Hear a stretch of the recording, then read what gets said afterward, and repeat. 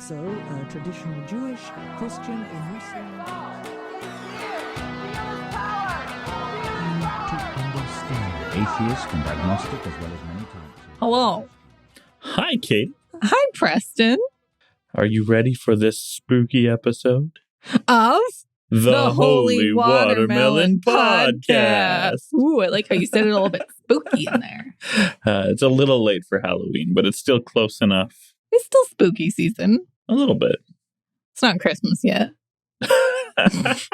Correct. The retailers would tell you differently, but it's not Christmas yet.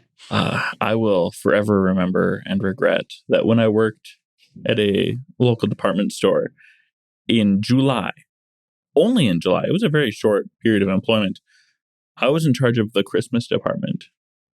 Ugh. And I hated that so much. Yeah, that's gross. I'm sorry. Good thing we're going to talk about dead things today. Yeah, it's going to be great. So it's all rooted in religious fanaticism, eh?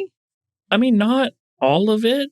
If that's how it started. It's, big part of it is definitely religious extremism. Yeah. So, of course, because we've been very clear in our hints, we haven't been clear at all. We are talking about the Salem witch trials today. And the Puritan context that made it Possible. just so awful and possible. The Salem witch trials, I didn't realize it was such a short time span. Yeah, it was like less than a year. Less than a year. So it happened. It was a little over a year. It was from February to May. Okay. It happened in Salem, Massachusetts between February 1692 and May 1693. So just 1 year of chaos. Yeah.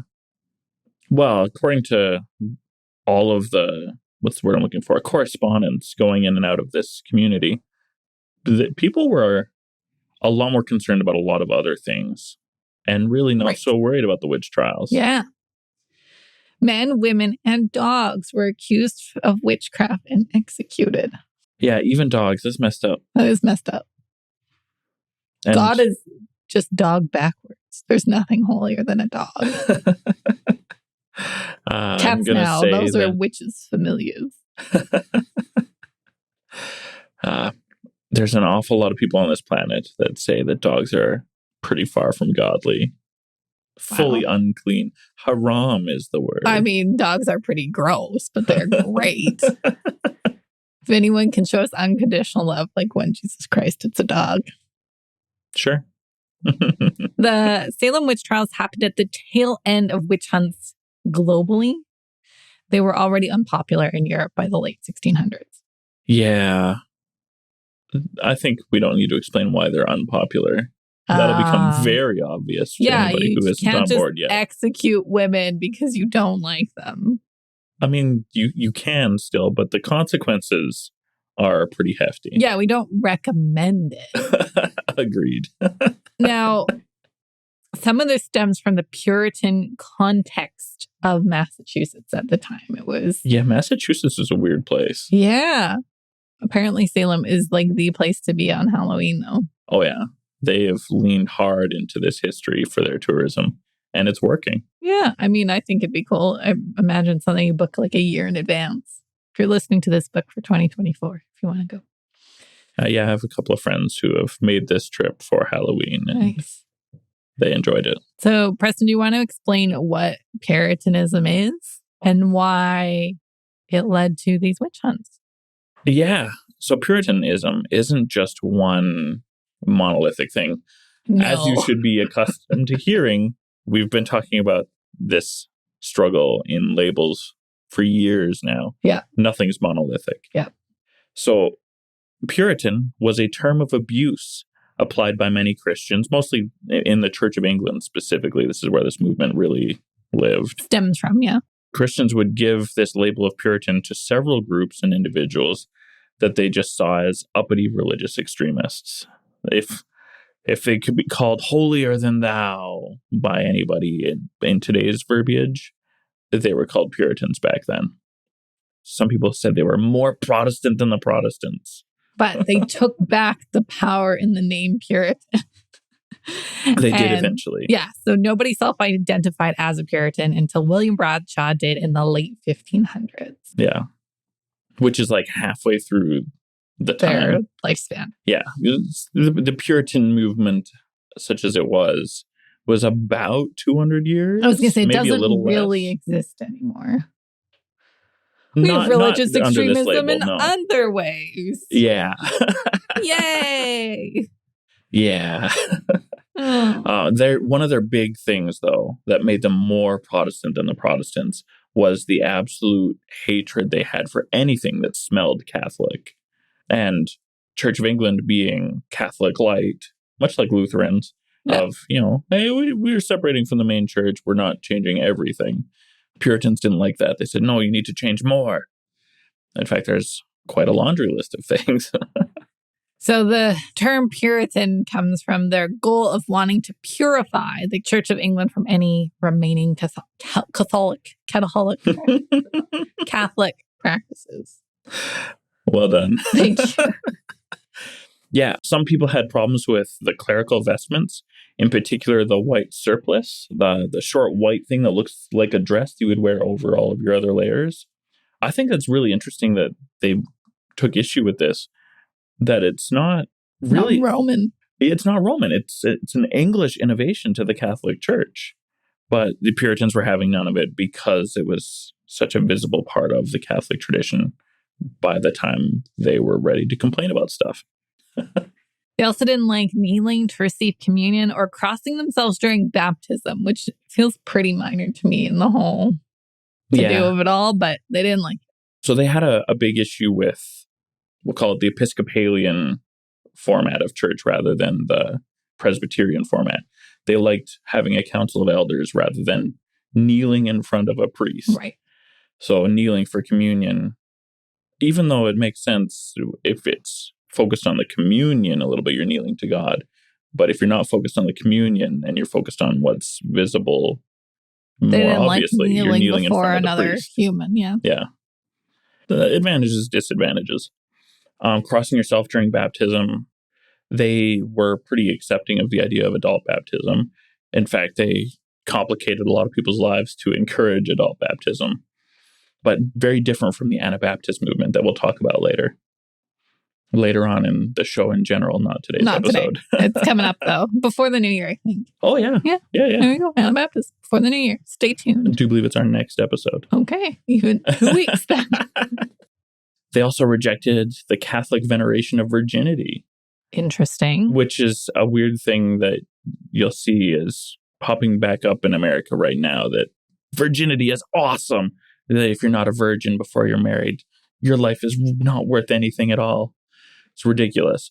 And the Puritans felt the same way, that sexuality was an important gift when enjoyed within marriage. In direct opposition to the Catholic ideal that any place dedicated to God or the saints should be the pinnacle of architectural and decorative beauty, Puritans preferred to keep things simple and plain. Just build yourself a little log cabin. It's a good place to meet. Doesn't have to be a stone cathedral with paint and gold everywhere. Keep it simple. Which has some nice advantages, that you can now spend that money you saved on doing the things that Fair, God would but want then you to do. hundreds of years later, you don't have Canadian atheists visiting your church to check out how cool it is because there's nothing to see. Right. Because I did that a lot this year. It's not great for tourism. No, it's not. Which is money in your church's pocket. So like long term versus short term. We should build a church, a physical building. Yeah? We can convert your garage. Let's start there. Okay. So it's important to know that if you swung too far away from Catholicism, you were in danger of being labeled a witch. Yeah, you gotta hold on to the right sets of things that the Puritans liked. Otherwise, you were going to have a bad time. Yeah. In addition to all of these ideas, a lot of people just thought the Church of England was too corrupt, so they didn't really feel like they were connected to that very well. Fair, you know? But the best definition of Puritanism that I could find, which of course is an outsider's label, because the word Puritan was an outsider's label, was from Henry Mencken. And he said that Puritanism is the haunting fear that someone, somewhere, may be happy. So a lot like Calvinism. Yeah, Calvinist theology is very important to most Puritans. Yeah. Can't be happy in your face. That would be too much. Yeah. God suffered, and so should we all. So the tricky part for Puritans came because it was required by law for English citizens to attend the state church. So not only did they risk persecution, they also risked prosecution. So few officially quit the church in England. Yeah, the increased intolerance from bishops forced Puritans to emigrate, mostly to what was called New England. Between 1620 and 1640 was the main period of migration. Yeah. In 1662, about 2,400 Puritan clergymen left the Church of England, starting their own illegal congregations, which the English government tried to suppress until the Tolerance Act of 1689, supported by the Whig Party. 2,400 clergymen. That's a lot. There's probably not even 2,400 clergymen now in the Church of England. Probably more, but...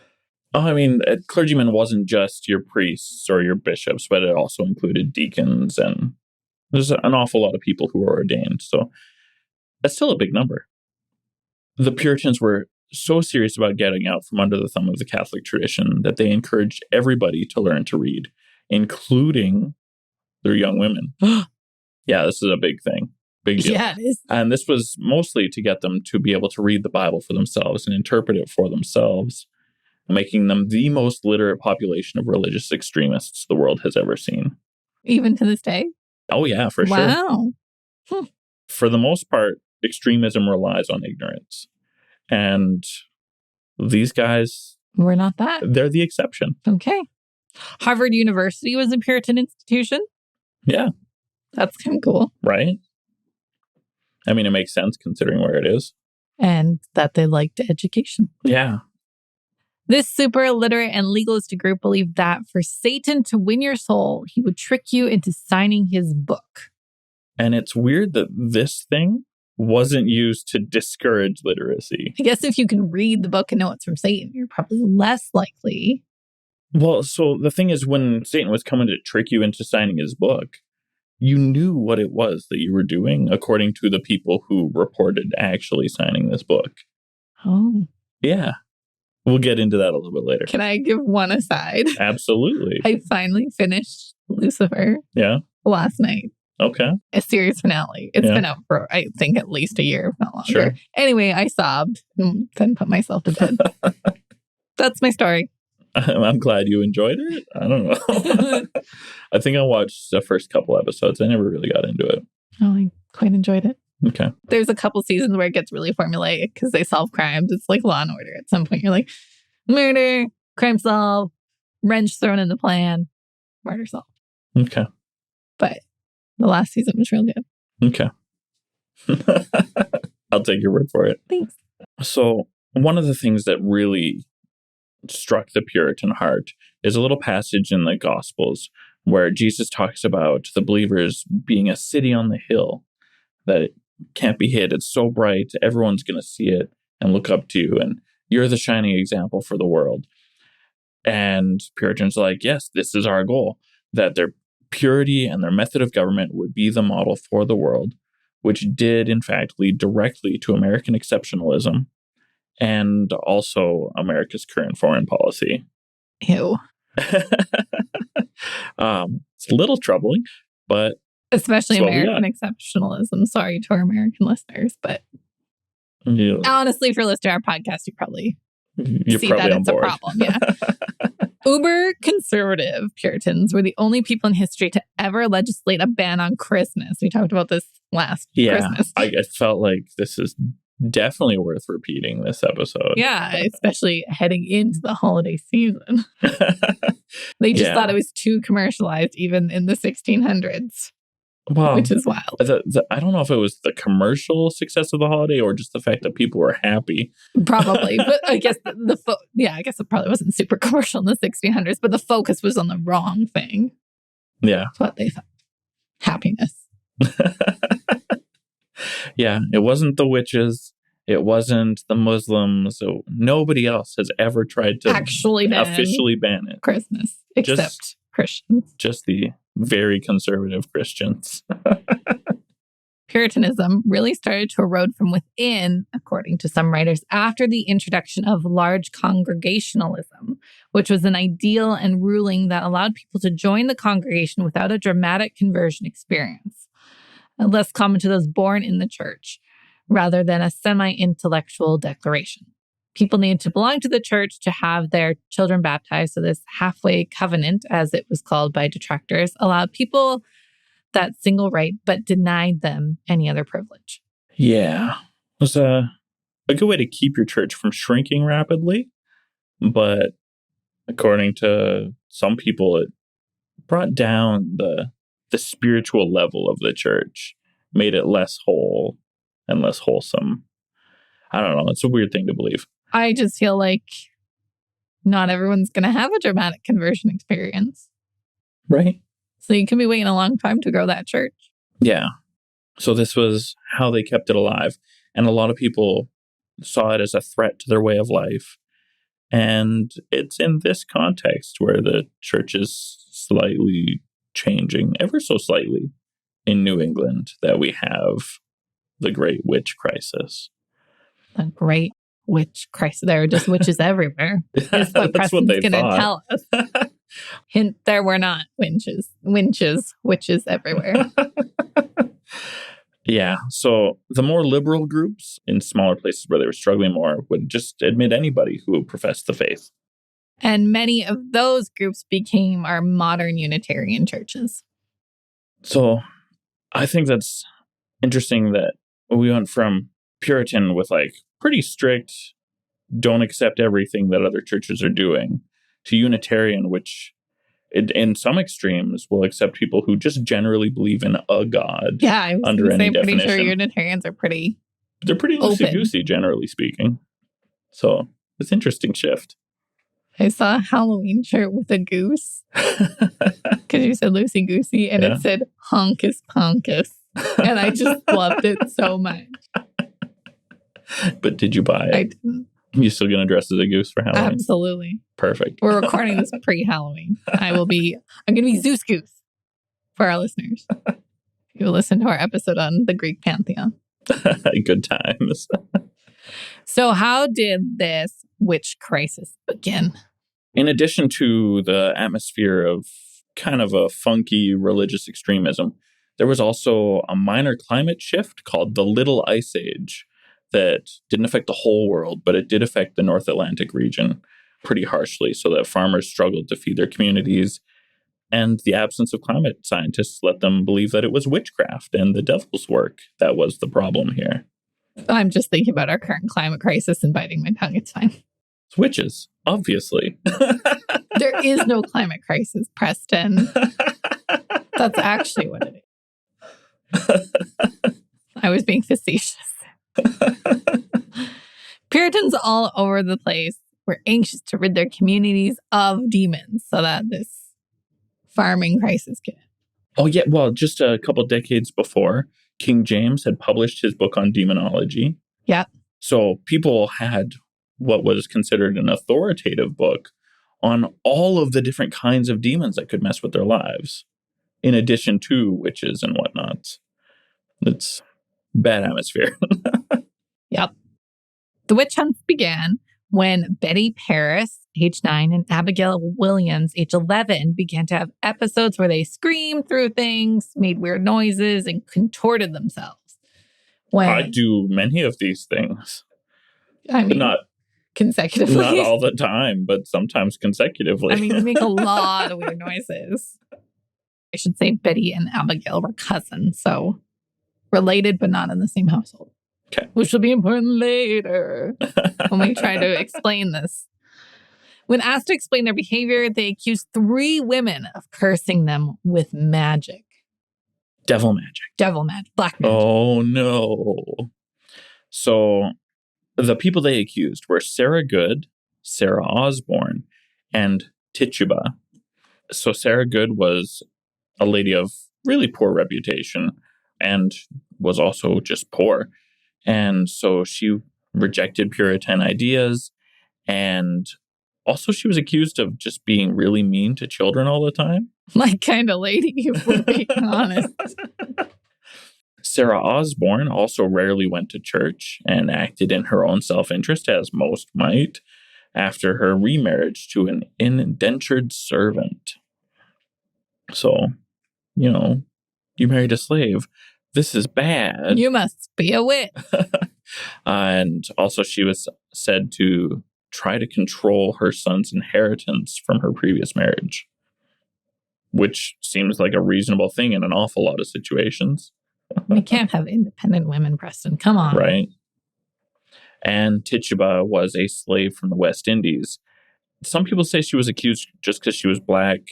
Maybe she had some voodoo background. There's a couple reasons that might be behind this, but these are the three who were accused. And it's likely that these women were accused because they were generally seen as outcasts, and therefore they must be witches, because why wouldn't they conform to societal norms then? I mean, you could just call anybody a witch. It was great. I mean, we're going to get there, Preston. The next month alone, 4 more women were accused of being witches. And by May 1693, over 200 people were accused of being witches. So in a year, that's like 1 every 2 days. Witch. We could have leaned hard into our intro of, I'm Preston, a Christian, and you're Katie, a witch. A witch. Maybe we'll re-record the beginning and see how this all goes. Hey, Preston, I'm Katie, and I don't want kids. A witch. We don't burn witches, though. We hang them. Oh, well, that's a great segue into the first execution.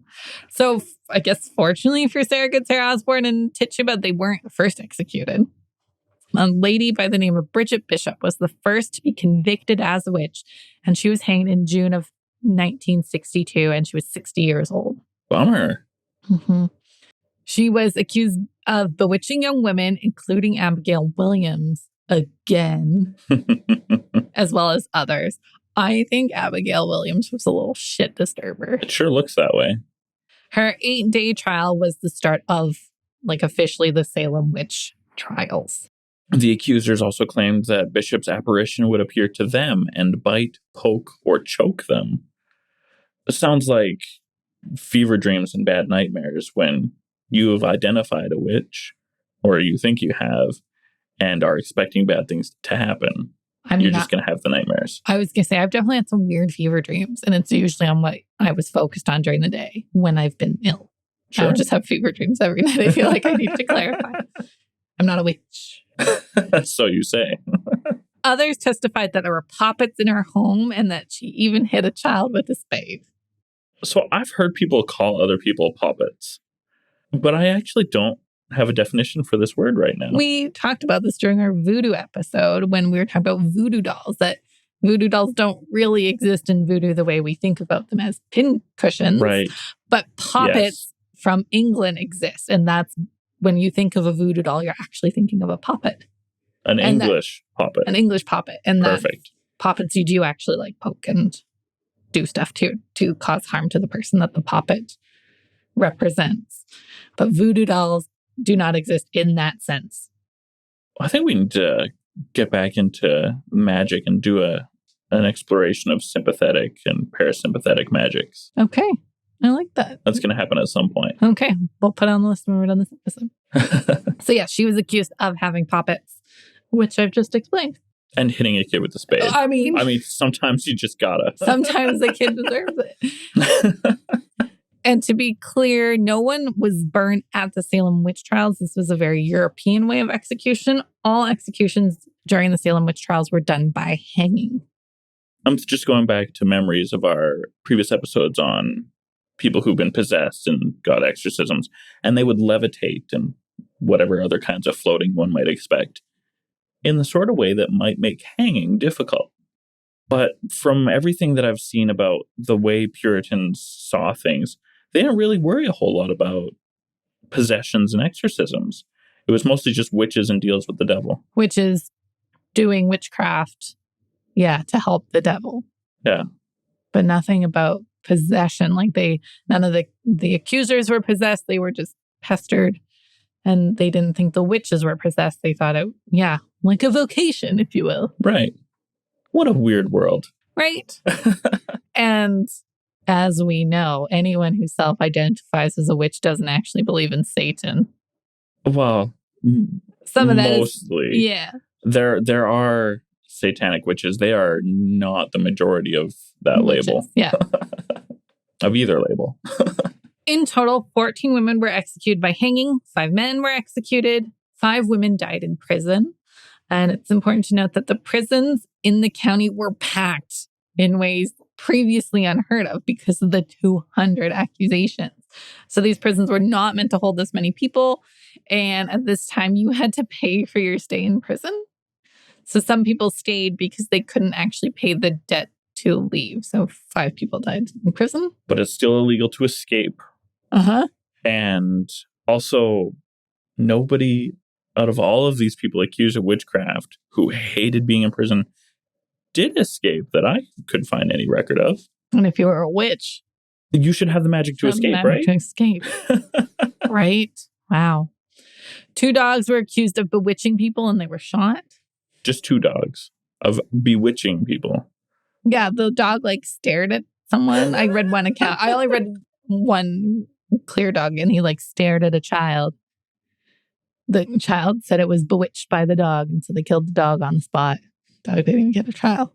That's so messed up. Isn't it messed up? Because my dog stares at me constantly. Am I bewitched? Maybe. All right. Maybe that's why you're an atheist. Wow. And then one man was pressed to death for refusing to plea, which this is an old torture method. And he died a few days after the torture was performed. If a guy refuses to plea and you torture him to get him to say guilty or not guilty, that's what the plea they're looking for is. Mm-hmm. At some point, as the one being tortured, I would probably want to say, you know what? Not guilty. I'd rather fight this a different way than being crushed. So interesting. I read some stat that the ones who said not guilty were actually more likely to be convicted than the ones who pled guilty. Guilty. Yeah, or executed than the ones who pled. They were a lot harder on the ones. They didn't believe the ones who said not guilty. So they were a lot harder on the ones who said not. So I don't know. I mean, good for him for standing up what he believes in, but he died anyway. What was it he believed in? I think he thought the whole thing was a sham. Okay, fair. How am adds up. I'm not going to plead to something this fucking stupid. I think. I titled this section Satanic Panic because it's basically just a precursor to what we will see as Satanic Panic in years to come. I like it. So the Salem witch hunt is not the first nor the last case of moral panic. I'm sure at this point, if you've been paying attention, you've run into it. Honestly, if you if you go on Wikipedia and look at moral panic, we've lived through about 15 of them. The current one being the education system trying to turn kids trans. Yay, that's moral panic. That's ridiculous. I mean, the posts I always love are teachers can barely get kids to do their homework. They're not turning them trans. Right. Yeah. Moral panic is defined as the widespread irrational fear of an evil person or something that threatens society. And there are 5 characteristics of moral panics, generally speaking, including concern, where there is a heightened level of concern about certain groups or categories. Like, oh man, watch out for those kids playing D&D. I'm concerned about those kids playing D&D. Yeah. Hostility. I'm mad about these kids playing D&D. Where one can observe an increase in hostility towards the deviance of respectful society. Why aren't they playing sports? Consensus is a tricky thing. I think we can all agree D&D is bad. This is me role-playing. I For getcha. role-playing. Where consensus about the reality and seriousness of a threat can be found. Number 4 is disproportionality. I'm really scared of D&D. where public concern is in excess of what should be. Did that feel extra dramatic? Oh, it did. Okay, good. And number 5, volatility, I'm not mad about D&D anymore. where the panic is temporary and fleeting. And though it might recur, the panic is not long-lasting. D&D.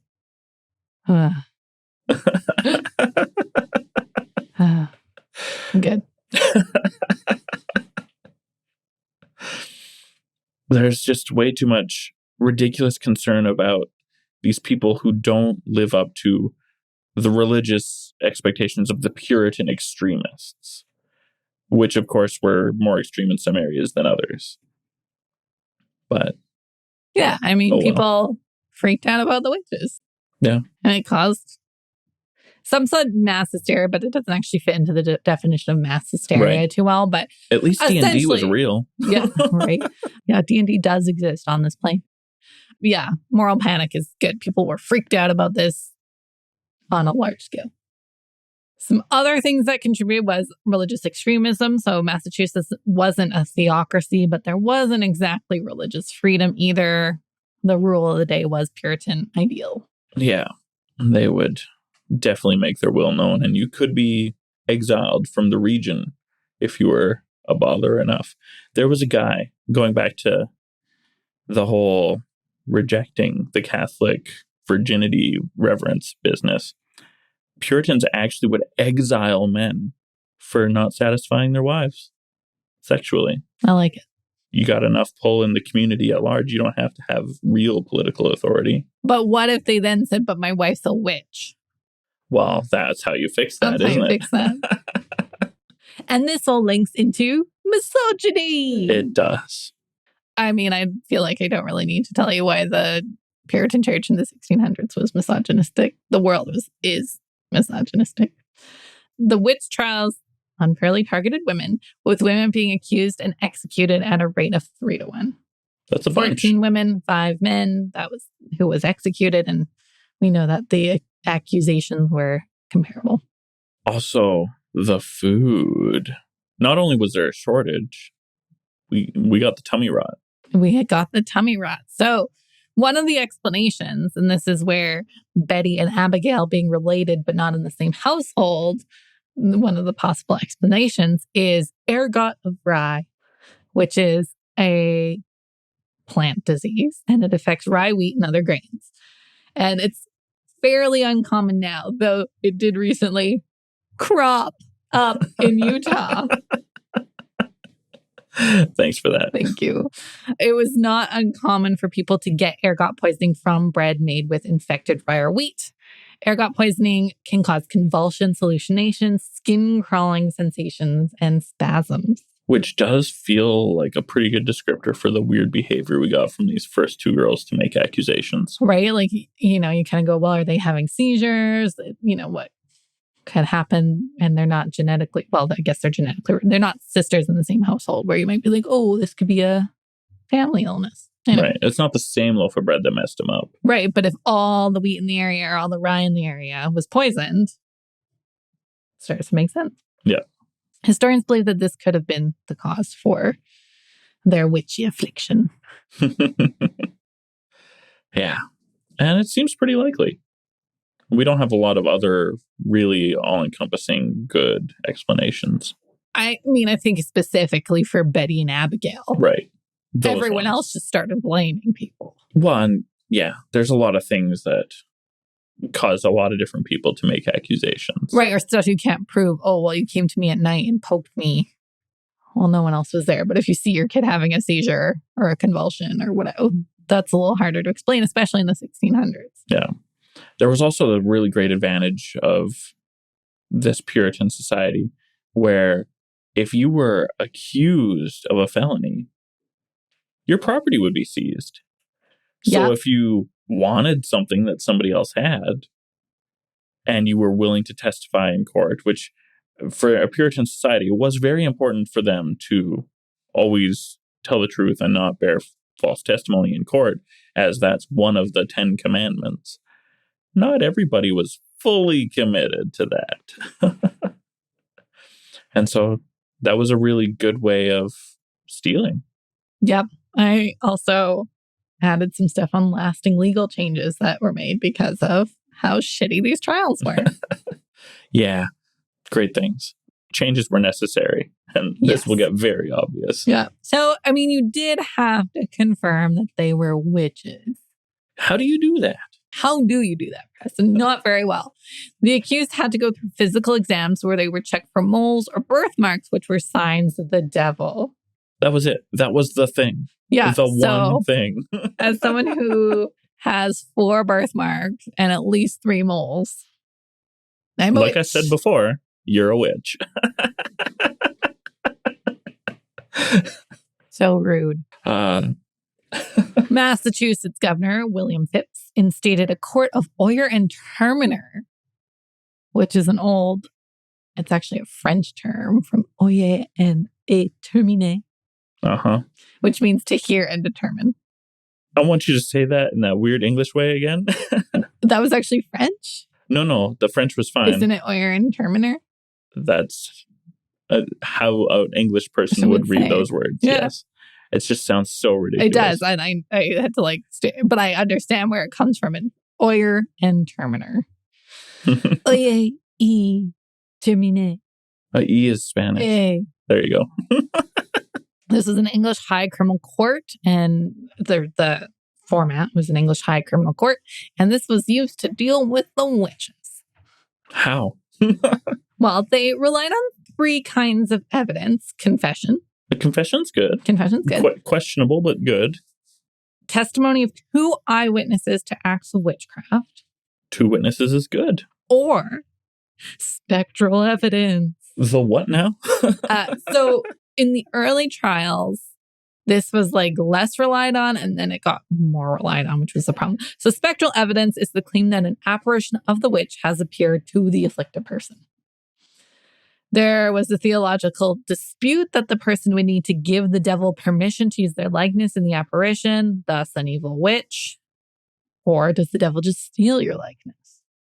So we talked about this before, that in our previous Halloween episode, that the devil really likes laws. Yeah, he does. That dressing up gives the devil the legal right to change your identity, right? Yeah. And maybe for the Puritans, they're pretty legalistic themselves.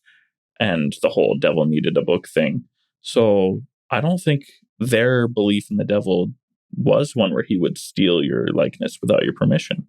Well, even though it sounds bananas. It's bananas. Yeah. And again, originally you had to have something in addition to spectral evidence. By the end, it was oh yeah, she appeared to you in a dream. Witch. Great. Courts also allowed negative character references or bad behavior as evidence for witches as well. So just if you're accused of any crime. Yeah, or someone just didn't like you. And this kind of goes back to the property thing. I'd be Preston kicked my dog. Therefore, he is a witch. Bad times. Yeah. And then owning things that could be used in spells was also valid evidence, which... I mean, you can use anything. Literally anything. The rules on magic, generally speaking, among practitioners are really loosey-goosey. A lot of things can be used for a lot of different reasons. Yeah. The witch hunts did finally close when, ironically, Governor Phips' wife was accused of being a witch.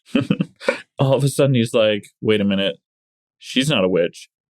There's a good chance these other women are witches. She's been wrongfully accused just because we can't get pregnant. Oh, wait. So he disbanded the court of oyer and terminer, and that was the end of the witch trials. Yay! Yay! Only 19 people and 2 dogs died. And other lives ruined. And 180 other lives ruined. Yeah, it's fine. Yeah, but great things. But luckily, yes, as you alluded to earlier, things have changed since then. The colony of Massachusetts apologized and exonerated most of the accused and compensated their families. We didn't talk about one of the, I think we need to get into it, one of the people who confessed. Stopping and jumping back a little bit. The small child that confessed. she wasn't a small child, but she was pretty young. Yeah. That she genuinely believed that she was rightly bearing the label of witch because she had had a dream where the devil appeared to her as an Indian fella. And I don't know why that's an important label, but that was the label that she gave him. Okay. Because this is a time where the Indian Wars were happening. It's in pretty recent memory that the continent of North America was New India. Mm-hmm. A lot of people like to say, oh yeah, Columbus thought he landed in India. He might have for a minute. He was very quickly disabused of this idea, but then the continent got called New India anyway. Yeah. I don't know why they couldn't think of a better name for the continent, but here we are. Naming continents is hard. It's also called New England and New York and New Mexico for a lot of reasons. People are bad at names. New Brunswick, Newfoundland. Yeah. So Newfoundland they found new land. I know, yeah. And so that's not at all comparable to the other things you've listed. It's the worst. It is actually the worst. It's certainly not creative. Sorry, Newfies. So in her dream, Satan appeared to her and said, hey, you need to sign my book. And the great coercion that the devil has got her to do it. And so she believed that she was forsaken forever anyway. And so gave it up. Well, I'm sure that ended well for her. Yeah, not so great. Yeah. But everyone was apologized to, exonerated, and compensated. Both those who lost a loved one or who were just accused. Mostly, yeah. One woman. It all got wrapped up in the end. Now it's all done. But yeah. One woman, Elizabeth Johnson Jr., was exonerated in 2002. So now it's all done. Yeah. Just, 21 years ago, after a grade 8 teacher and her students found the omission. And so that officially exonerated everyone in the Salem witch trials. Man, that's a long time. Yeah. More than 300 years. Yeah. Yeah, the governor apparently was signing budgetary stuff. And then the grade 8 class was like, oh, what about Elizabeth? And he was like, yeah, okay. Get any reason not to. All it takes is a governor that doesn't believe in witches. It should have happened sooner. Or just realizing that none of these people were witches. Yeah. But the Salem witch trials did change the legal procedures, including rights to legal representation, because most of these witches had no rights to representation. None of them had a defense lawyer. Yeah. Cross-examination of accusers. Actually... Again, defense lawyer being like, but are you sure, bitch? Right? Well, and asking them to clarify and tell their story in a different way to see if they're lying. Super important things. Cross-examination is the best. Mm-hmm. This other one's really great, too. I don't know if you've heard of this one, Preston. Oh, innocent until proven guilty. Yeah. So during the witch trials, they actually had it the other way around. Yeah, that's some tricky business. And, we're still really trying to convince people that this is an actual human right in North America. Oh, my goodness. Oh, we're working on it. Yeah. Oh, and rumors. We've got laws in place to fight rumors in court. Yeah, this kind of negative character reference. So it's called the hearsay rule. And a brief summary is basically you can't include gossip, rumors. They're not admissible in court. Yeah. Someone talking about you behind your back is not valid evidence. You actually have to be a witness. It's great. And a fella named Len Niehoff, a professor at the University of Michigan Law School, said, it's important to note that the trials didn't end because people stopped believing in witches. They ended because people stopped believing the trials were doing an effective job at identifying who the witches were. But that makes a lot of sense to me. There's a lot of Christians today who still believe in the occult and witchcraft and won't let their kids read Harry Potter. So absolutely. That's exactly what I was going to bring up was the Harry Potter. thing. So absolutely. It's not that people don't believe witches exist. But I think people, once they lost a few too many loved ones and... Well, and we are now in a time where witches are more publicly visible. The Wiccan community especially. The witches market was this weekend. Yeah, we have a couple of witches markets in the city, and they go every few months, sometimes more often, depending on the year. But yeah, they're very visible in our community. Absolutely. The witch trials were also the beginning of the end of Puritanism in the colony of Massachusetts. For some reason, it was really unpopular afterwards. Well, their way of life had been struggling for a while. And this extremism getting some publicity, because people weren't writing about it as much as they were writing about the war that was concurrent. Right. But there was some negative publicity. People didn't like the Puritans anyway. So, do you still think I'm a witch? Not at all. Oh, okay, good. My secret is still safe. No. Oh, no. Wow. Any final thoughts on the Salem witch trials or Puritanism? Keep it religious? I think it's really interesting how Puritanism has affected the national identity of the United States of America. Mm-hmm. Even though, in essence, they are pretty much gone now. Mm-hmm. Part of their flavor has imbued itself in American Protestantism in general, in a really interesting way. Yeah.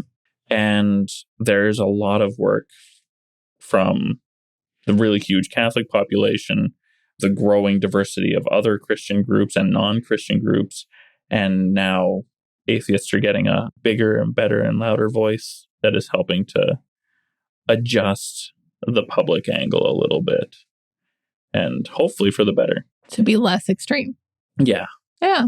But of course, you're still going to have Christians fighting against that and getting more extreme, which is really hard to fight. Yeah. I think it's just important to be aware of moral panics, because whoever the predominant religious group is, wherever you live, will always be trying to find something.